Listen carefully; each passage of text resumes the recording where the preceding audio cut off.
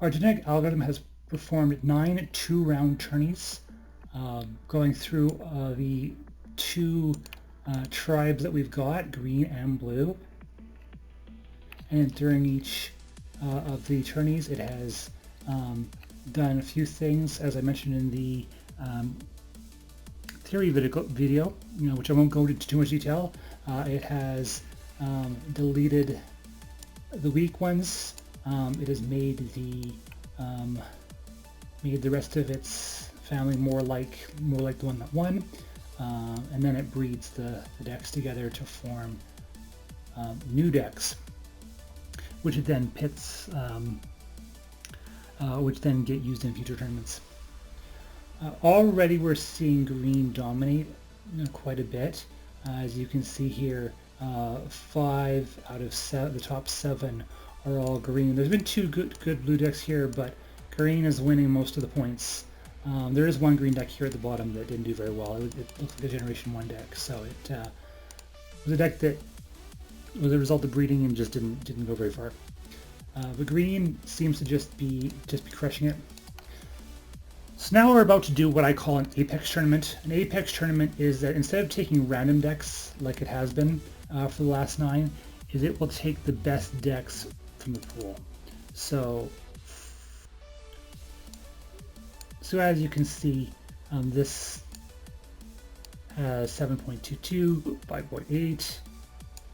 This is the overall match, the average match points over this many tournaments. So this one's participated in 7 tournaments and it's coming around middle.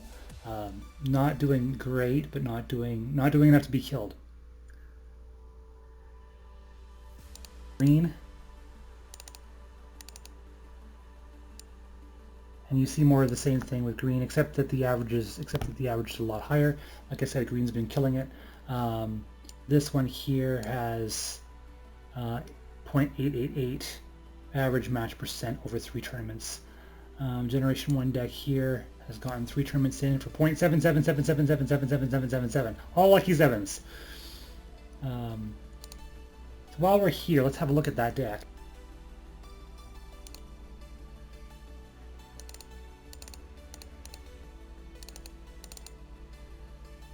And this is what the deck looks like so far. It's first generation deck. It's the one it's been seeing Nature's Artisan a lot. It probably got this from the deck that is its father probably had this and did very well with it. Tune with Ether is really good to have really early on. Will of Honor, definitely a lot of ramp, which helps ramp into 12 lands out of 64. Actually, I'm impressed. Most of the decks want it being anywhere from 80 to 120 cards starting off. So for it to have 64 cards, even though it's only got 12 lands, it's also got the ramp. So it gets there. Let's have a look at some of the decks that were killed. Just from the random decks here. 6 lands out of 60 cards. That's why it failed. Anyways, there's a 70 card deck. Anyways, I'm getting a little bit off topic, so it's going to load the top 6, and then it's going to run a tournament with that. Ignore the fact that this says 10. There's actually been 9. This code is actually just... I had to move this code until after where the tournament was updated, so it says it's training number 10, but it's actually training number 9 that's being represented here. So let's start turn number 10, which will be the first Apex tournament. It's going to take the best of the best decks and run them against each other, and it's probably going to be 3 or 4 rounds. With this many players, it's going to be 4 rounds. There are going to be four rounds. These decks aren't getting as mana screw nearly as often as some of the early ones were.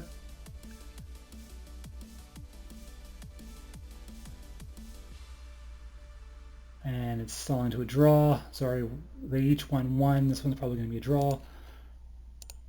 I'll say down here if the game is drawn.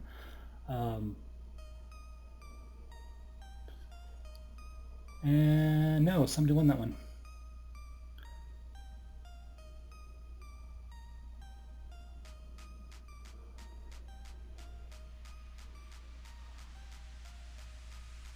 Green versus green, Narhan Cobra.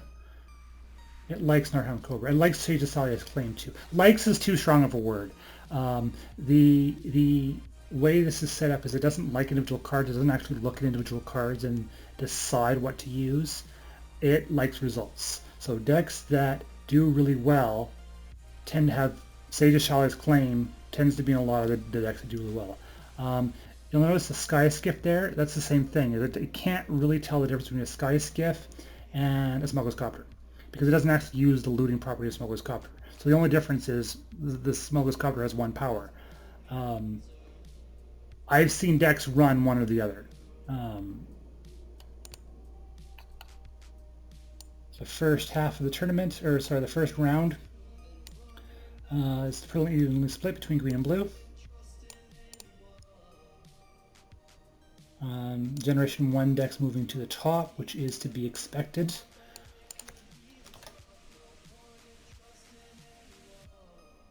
Round 2. We missed the first round because it didn't load into this screen right away. Now I have Cobra. He's getting beaten down due to mana screw. He had 4 lands but nothing to cast with it. Fine-tuning the mana base and the mana curve is something that needs to be done. The decks that can't cast anything tend to lose more often, and therefore they get weeded out. And the decks that can cast stuff, like this one seems to be able to, tend to be stuck for. What is it called? Self-assembler spam. Self-assembler spam, every time I've run this, every single time, there's been a deck that runs into self-assembler spam. And it runs that until it finds something better. It's like the shotgun or the rocket launcher in a first-person shooter. It's easy, but not... It's easy and it works, but it's not the best. Or maybe it is the best. If it's the best, it'll...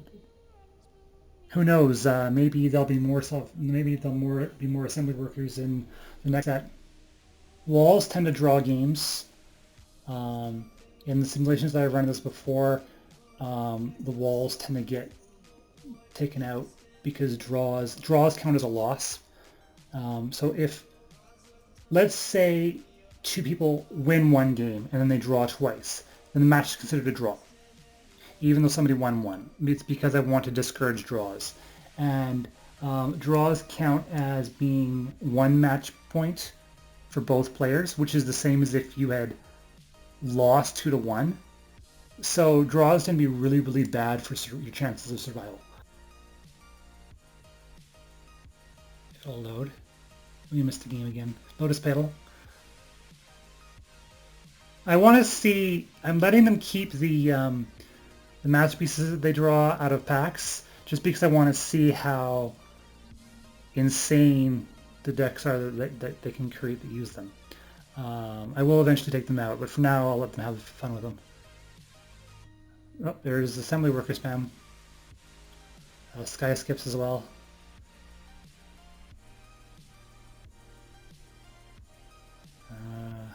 Minister of Iniquities is being used to mill. I should be turning on the hands so you can see. Disappear. Did it cast Disappearing After to discard it?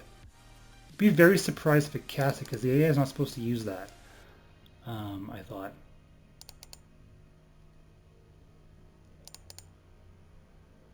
Larger than life. As you can see, these games go very, very quickly. That's why I'm able to run hundreds of them. Like overnight, I'm gonna let this run overnight, and the decks that I'm gonna wake up to tomorrow morning are gonna be much more consistent than this. Somewhere around the 100 tournament number level, I'm gonna do another recording of these, so you can just see just how far that they've come.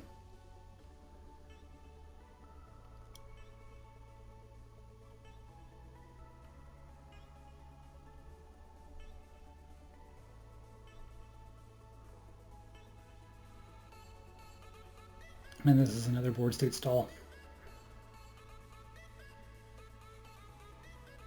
Using Panomonicon.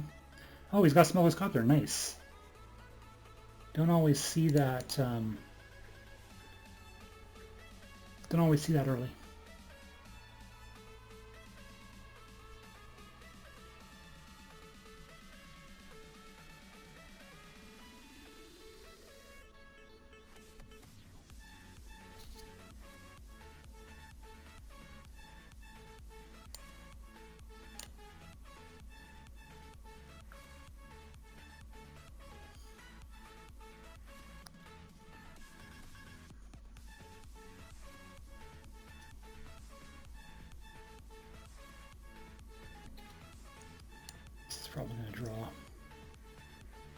almost guarantee it's going to draw.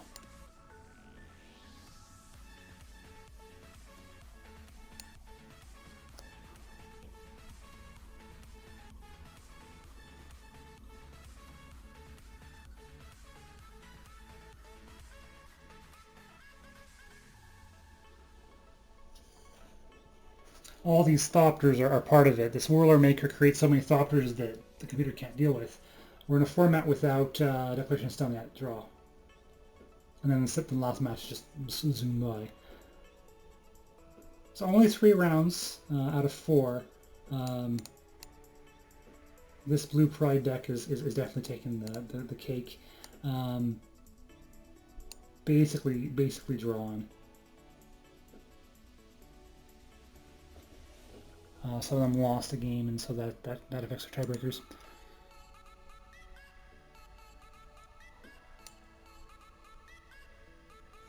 Only one Generation 1 in the bottom half. All the rest are in the top half.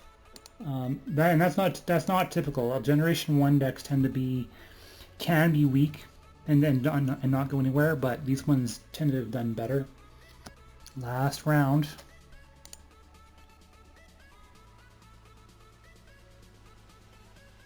So it's doing these in reverse order. The bottommost match is shown first, and then as the lower this goes, the better the pairing was. So match 1 of 6 will be the top 2, basically the top 2 people fighting. Ooh, Vendor's Gearhulk. That's a card that I'm sure will lead to winning. I also saw Missile Light of Force there. I have a feeling that this is probably the one that's creating a lot of the tier 1 decks, tier 1 green decks, and actually that Vital Force is probably the reason why green decks have been doing so well.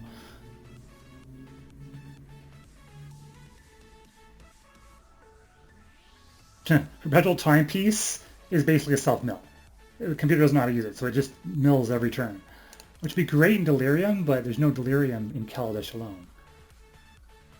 Match 3 of 6. I don't know if it uses Dubious Challenge.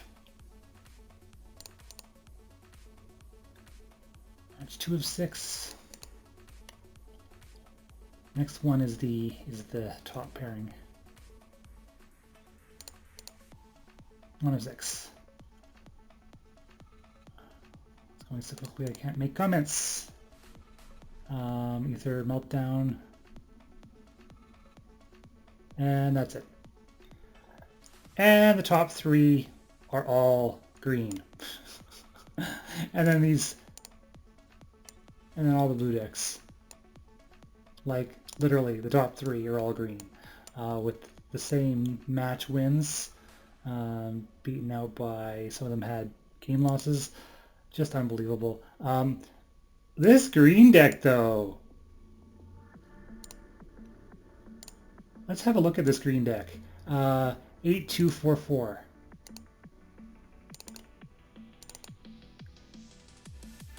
Nine lands out of 61 cards. Oh my gosh, it got 3 Nissa Vital Forces. Wow. And this is... how? There must be a problem with my... random number generator, because this is a Generation 0. That can't be right. It's normal for commons to do that. Sort by rarity. I pulled... huh. It pulled a lot of rares but no lands. Interesting. Let's look at the blue deck that got killed. 5E, 5-2E.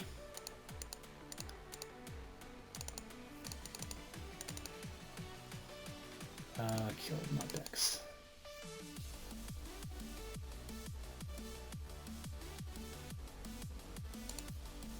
Five 3E.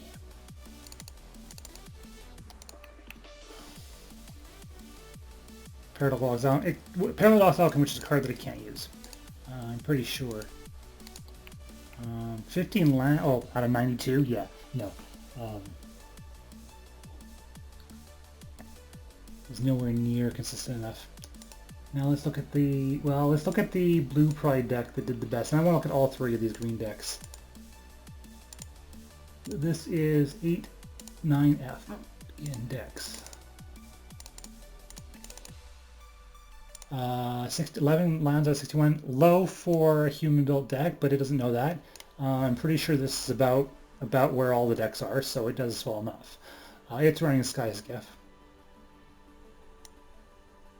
Couple self-assemblers, experimental gladiator.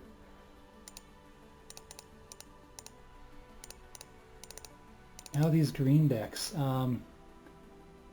7E, C.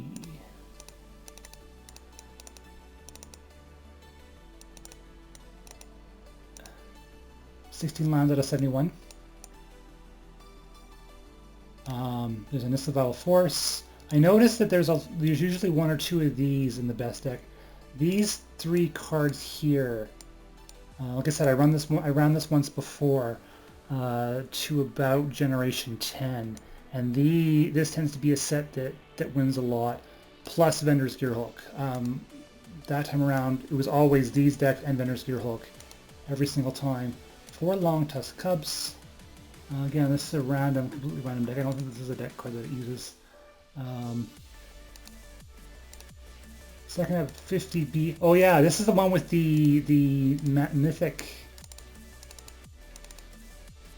Yes, the Masterwork Vendor's Gearhook, and Reparing Tiger, and 2 Cal Prowlers. Remember I was saying these are the 4 cards that you see in all the top decks? Yeah, well there you go, right there. It picked up a Nature Artisan. I should have run green versus red, because then you'd be seeing Chandras as well. That was poor. Oh well. Sage of Shalia's Claim is another one that basically this and this and these. These are pretty much what I saw like in every deck, in every green deck, before I reset it to start the channel. I love that this is Masterwork, or Masterpiece. I hope this deck keeps around. Came in second out of the best of all the top decks. It came in second, so there's a good chance it'll stick around. Hopefully have a few children. And then 140. Nature Artisan. This looks like the. It actually looks like that deck with the Gold Gearhulk was a child of this deck and the first one. So this one has a lot of ramp. Wants to ramp. It looks like it's trying to ramp. Well, trying to quote unquote. This is random. This is generation. Oh no, it's Generation 1. Oh no, so this is a child of the other two. So it lost the Gold Vendor's Gearhulk. It's probably in the genome. I'm curious. Dex 1404. This is what the genome looks like. NPS. Yes, right there. So that got stuck into a recessive trait. It's in the secondary gene. If this deck has children, it might pull on this. But otherwise it's gonna stick in the secondary gene with all the rest of these. There's a High Spire Artisan. Actually, no, that's 9 cards. So everything except for the High Spire line. Shade of Shalia's Claim, Torch Column, Inventor's Fair. There's a forest. There's 2 forests. So hopefully this gene gets past a little bit longer, because having that Gold Vendor's Gearhulk would be fun to look at.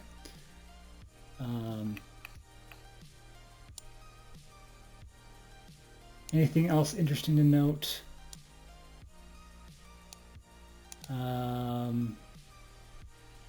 Not really. There's, oh wait, what? Are there 2? There are 2! There are 2 Vendor's Gearhulks. Also, oh no, yeah, in the secondary, 8. So everything's sort of these 2 nulls.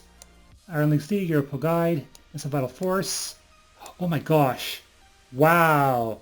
2 Nissa Battle Force and a Masterpiece Vendor's Gearhulk all in the same gene. Let's comment it out. Wow. That is, that's quite impressive.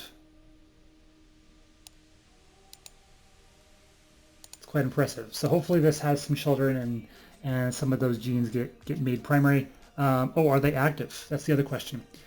Even though they're secondary,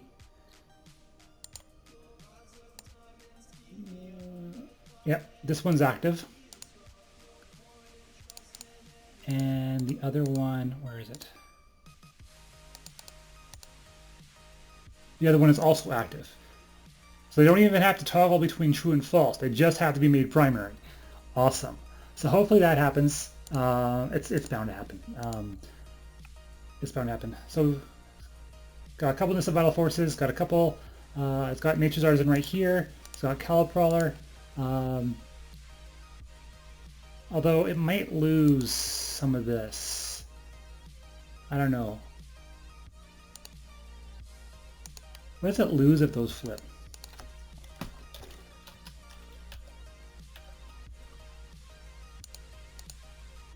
So the primary 21, the Coction model, Etherworks Marvel. So it's either Etherworks Marvel or 2 Vital Forces and an MPS. I would take 2 Vital Forces and MPS. The other one was what, 16? 28.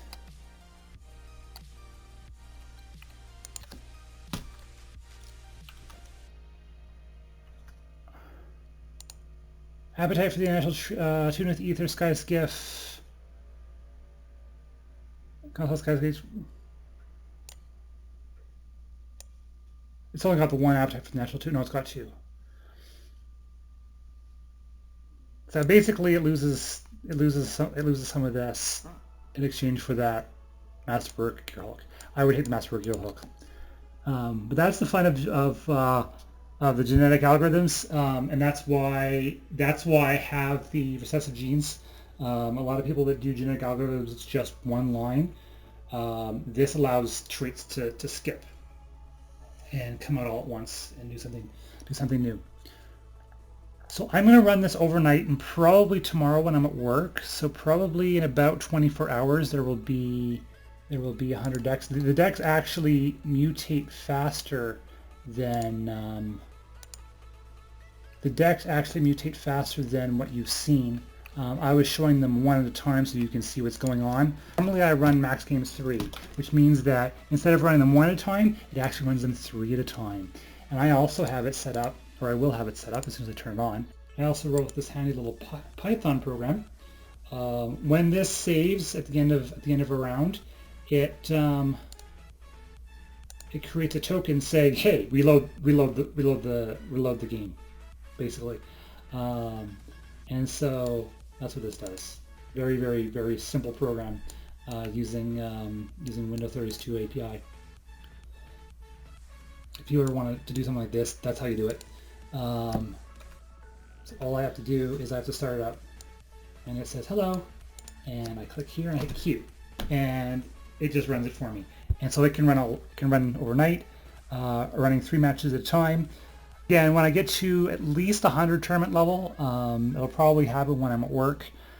Tomorrow I will run another Apex match, and you'll be able to see just how far these decks have come. And it'll be actually a little bit surprising, I think. Every other time I've tested, I only went to Generation 10 and then I kind of stopped. Every other time I've done this, it's been like, wow, these decks are actually a lot better than they were. You'll know that it's good when all the first and second generations, or sorry, all the generation 0s and 1s no longer exist because they've been killed off because they've been underperforming. They came in last because all of the other decks are just better than them.